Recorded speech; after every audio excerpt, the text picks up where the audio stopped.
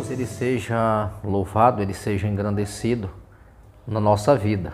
Quero louvar a Deus pela rica oportunidade que Ele sempre tem nos concedido de nós buscarmos a Sua presença. A palavra do Senhor ela serve de base para o nosso crescimento e à medida que nós nos aprofundamos nessa palavra, o Senhor tende a se revelar também através desta palavra. Isso é importante.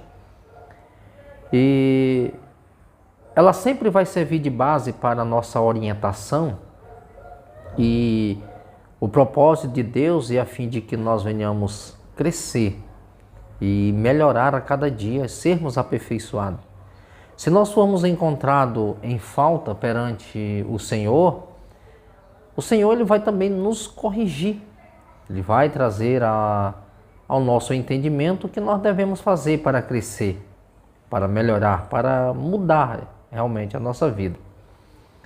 O Senhor escreve através do apóstolo João 7 cartas direcionadas a 7 igrejas da Ásia. Eu quero falar de uma dessas igrejas, que é a igreja em Laodiceia. É importante que o Senhor traz advertência e também Ele sempre vai dizer que Ele conhece as obras daquelas igrejas. Ele conhece o posicionamento de cada um naquilo que se diz respeito a servir ao Senhor.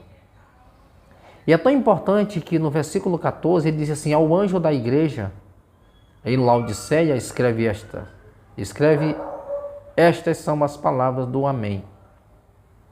O testemunho é fiel e verdadeira, o soberano da criação de Deus. O Senhor descreve, o Senhor mostra, o Senhor escreve, Ele direciona a carta para o anjo daquela igreja, para o pastor daquela igreja.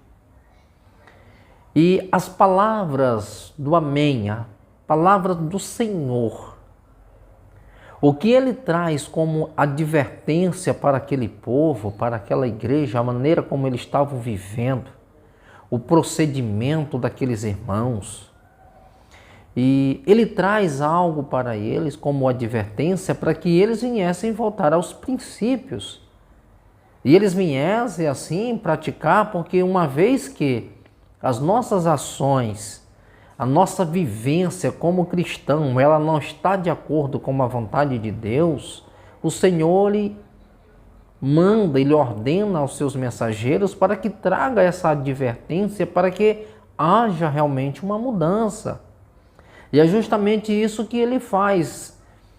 Primeiro Ele revela, Ele mostra para eles quais as suas obras.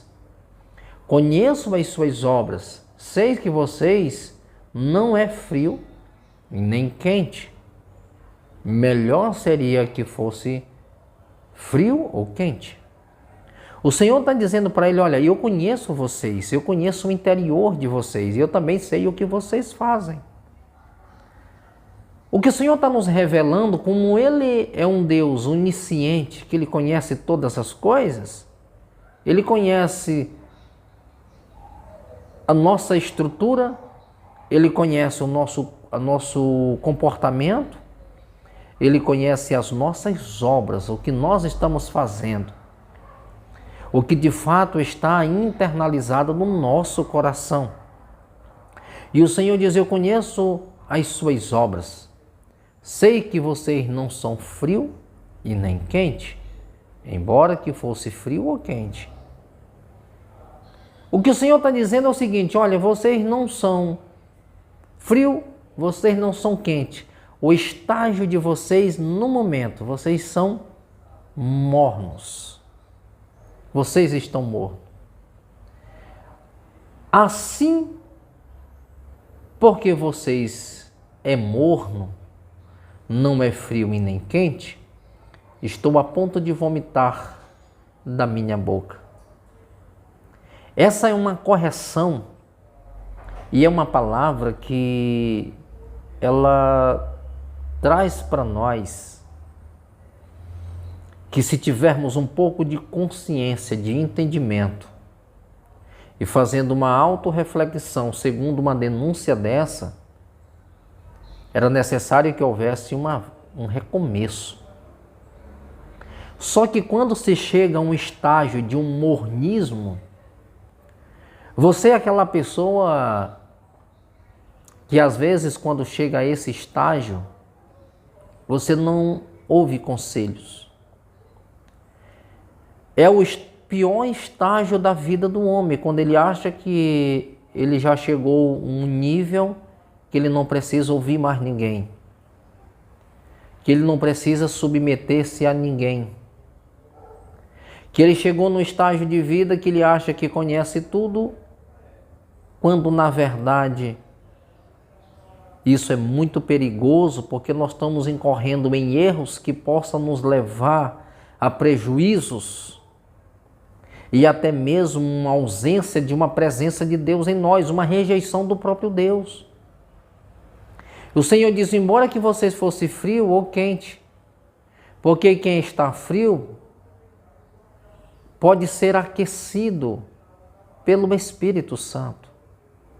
Mas ele demonstra que o pior estágio da vida de uma pessoa é quando ele chega a um mornismo.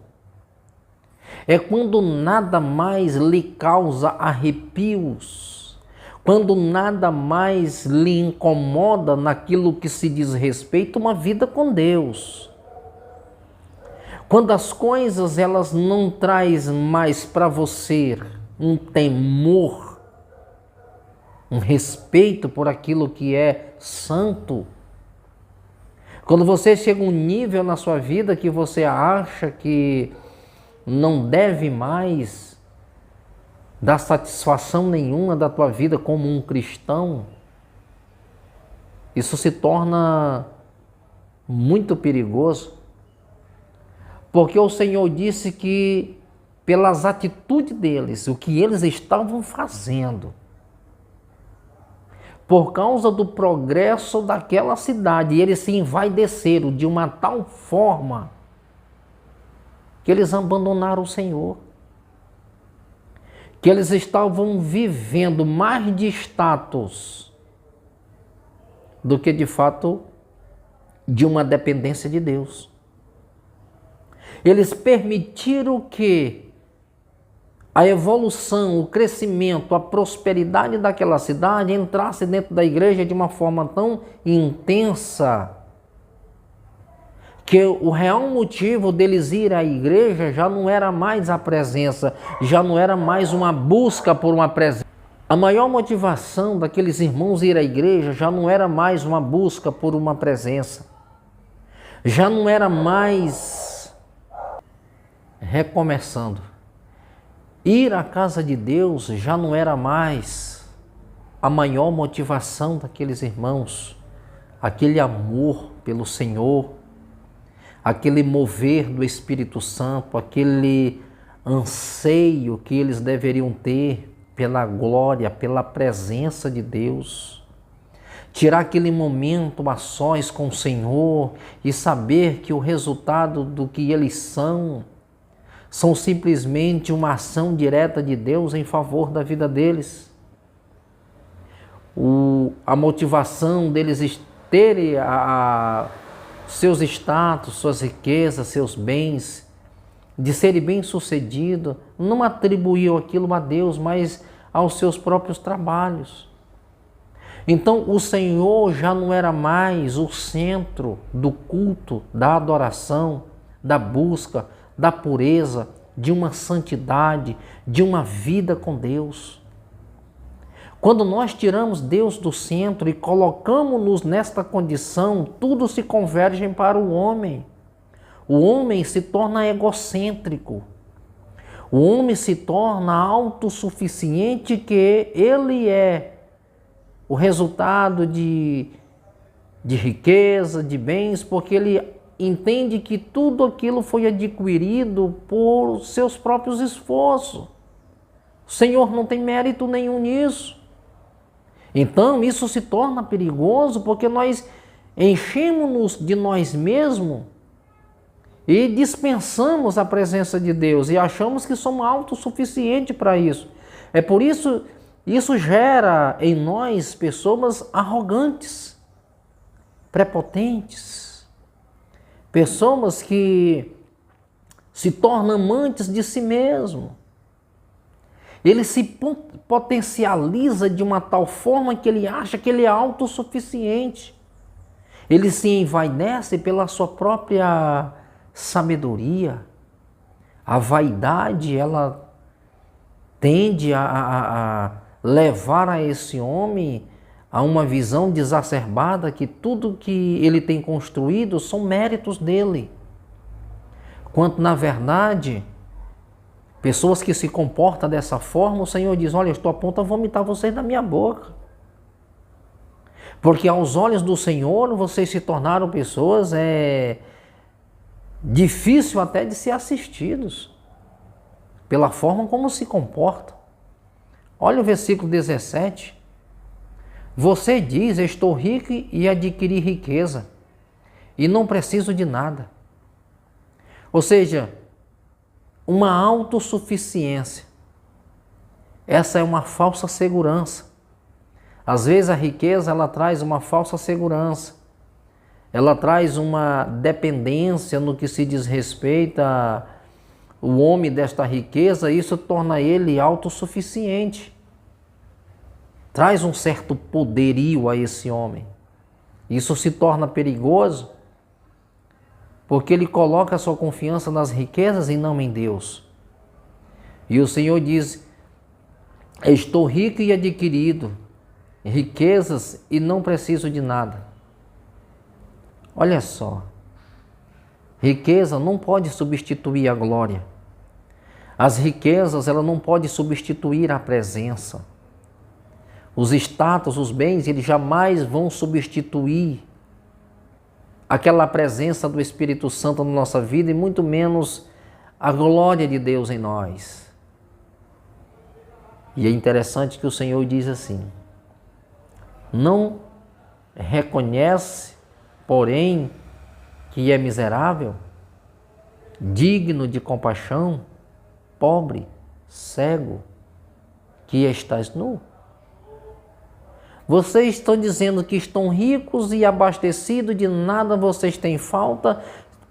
Isso materialmente pode até ser que sim, mas espiritualmente vocês estão pobres. Vocês se tornaram cegos. Vocês são pessoas, na linguagem que ele usa aqui, miseráveis. Vocês estão desprovidos de graça, da presença. Vocês se tornaram nus porque vocês não têm nada.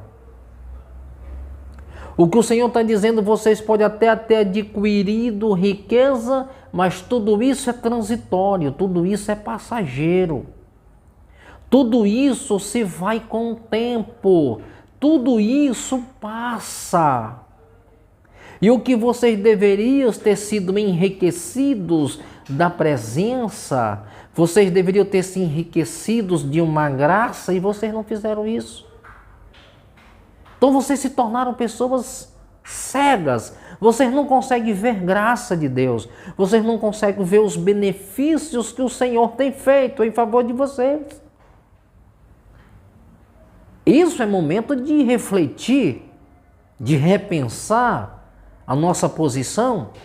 Eu não estou pregando que riquezas pode ser maldição para a vida do homem. O homem não pode colocar as suas riquezas acima de Deus, porque senão ele se torna uma pessoa avarenta, pobre, cego, nu. Nada ele tem para com o Senhor. Verso 18. Dou este conselho: compre de mim ouro refinado no fogo, e você se tornará rico. Compre roupas brancas, veste-se para cobrir a sua vergonha. Isso é importante, porque a recomendação do Senhor é que Ele traz-nos conselhos. Qual é o conselho? Que compre ouro refinados. Que vocês se dediquem à minha palavra, que vocês aprendam dele, que vocês aprendam a sua palavra, que vocês se dediquem à palavra, que vocês se ensinem a palavra, que vocês preguem a palavra. Aprendam de mim, compre ouro refinado no fogo. Vocês se tornarão ricos